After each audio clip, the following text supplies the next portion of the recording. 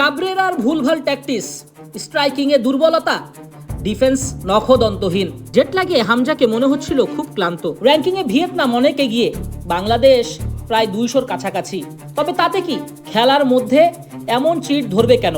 বাংলাদেশের প্লেয়াররা তো পর্যাপ্ত সুযোগ সুবিধাই পায়, তবে ম্যাচে কেন এমন পারফরমেন্সের গ্যাপ? শ্রাবণরা দিন দিন বাজে পারফরমেন্স করছে। জিকো কোথায়? স্ট্রাইকিংয়ে জায়ান হাকিম কিংবা আমেরিকান বংশোদ্ভূত ট্রেভর ইসলামকে তো প্রয়োজন। মিরাজুল একই খেললেন, কাবরেরা কোন প্ল্যানের টিম সাজান? কিছুই তো হচ্ছে না। আর এজন্যই বাংলাদেশ দল ভুগছে। পরাজয় হতেই পারে শক্তিশালী ভিয়েতনামের বিপক্ষে, কিন্তু তাই বলে এমন ট্যাকটিস, উদ্ভট প্ল্যান।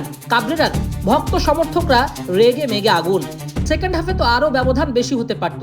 শেষ পর্যন্ত 3 গোলের পরাজয়। 31 মার্চ সিঙ্গাপুর ম্যাচের আগে বড়সড় পরিবর্তন কি হবে?